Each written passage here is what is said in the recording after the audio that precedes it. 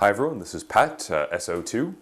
I'm here today to talk to you guys a little bit about airsoft tech work, particularly sort of the top three things that the Storm Riders run in their guns that we use as upgrades. All of our guns are pretty heavily upgraded, and people stop me even during games to ask me what I've done to these guns and to ask me, what they should do to theirs. So I figured, hey, it'd be good to give you guys an idea of that in a video. So first thing we're going to talk about today is your inner barrel. Doing your inner barrel as an upgrade is a really easy upgrade. It's pretty affordable. It's way cheaper than almost everything else I'm going to talk about today.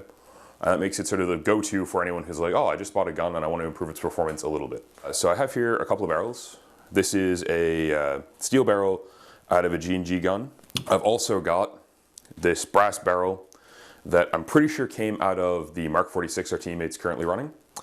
As you can see, it's pretty scuzzy.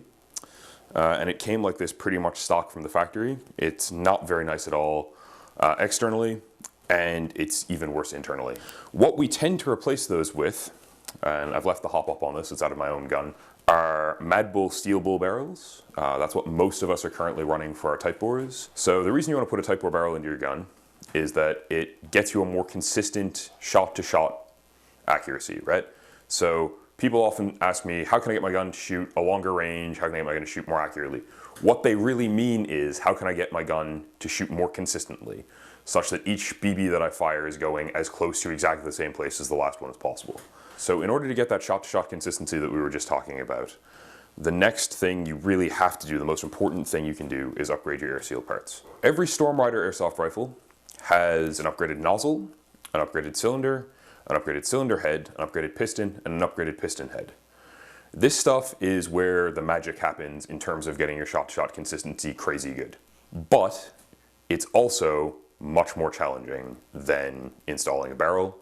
So you're probably going to want to talk to a tech and maybe get them to show you how to do it, or just pay them to do it for you. Do not just take your gun apart and try to do this yourself without doing any reading, because you'll mess it up and you may cost yourself a ton of money in parts. So as you can see here, I have a stock cylinder assembly, which consists of a stock nozzle, a stock cylinder head, which is made of pretty cheap plastic and only has one not very nice O-ring on it, and a aluminum blue cylinder, which is very cheap. It's pretty flimsy. I could probably crush it if I squeezed it in my hand. And it's definitely not machined to very tight tolerances. And what you want with an upgraded set is for it to be machined to fairly tight tolerances. Ideally, you want to get the same cylinder head and cylinder brand wherever possible, just because they're designed to mate together perfectly. You really want a cylinder head that's got 2 O-rings instead of 1, because it gives you a much tighter air seal and makes things much more consistent. And it's also a really good idea to have a nozzle with an O-ring inside of it, again, just to get that more consistency, the tighter air seal, so that all the air that comes out of your gun is going out through the barrel. So just to sort of close on the air seal parts a little bit, we've talked about doing your barrel, your nozzle, your piston, and the entire piston assembly. And the result of doing all of that, if you followed along, will be a setup that should shoot consistently within ±3, or at worst ±5 FPS. Which is pretty fantastic. You'll find that your shots are spot on pretty much every time with that, and it's much better than a stock setup. Moving from there, we're going to go to Mosfet units. So the reasons you want a Mosfet are twofold. Firstly, if you want to run a LiPo battery, and who doesn't want to run a LiPo battery, better trigger response, better rate of fire, they're smaller, everything about them is great, then you want to protect your trigger contacts from arcing. And the Mosfet is by far the best way to do this, and it will extend the life of your trigger contacts almost indefinitely by comparison. They also provide a lot of benefits for your airsoft gun other than that, such as improved trigger response, active braking, and monitoring your LiPo battery to make sure it doesn't shut down, overheat, explode, burst into flames inside your gun.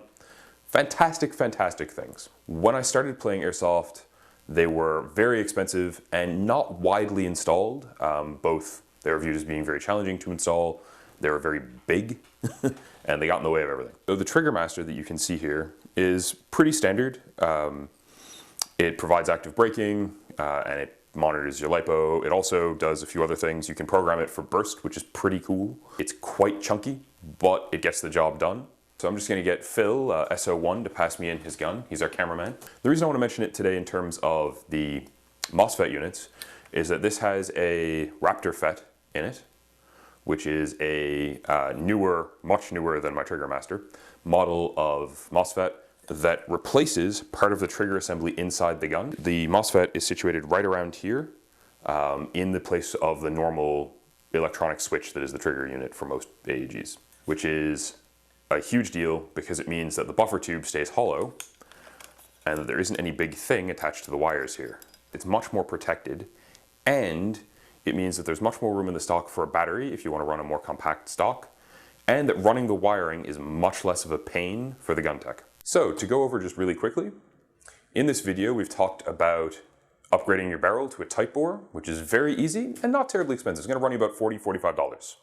Much the cheapest thing we've talked about, and absolutely a good way to go. Then we talked about upgrading your air seal parts, which is much more expensive, going to run you between $60 and $100 depending on how much you splurge. But again, very, very useful. Probably the most important set of upgrades you can do in my opinion. Mosfets, as we've talked about, come in a lot of varieties and range widely in price. A plug-and-play FET, like we were talking about earlier, is going to run you probably $40. Wired units are going to run you more money. They'll range from $60 to $80, but they are better for your gun and in general provide you with more options and more functionality. But you can also go all the way up to Spectre FETs, which are currently the holy grail of airsoft FET, and run you about $200.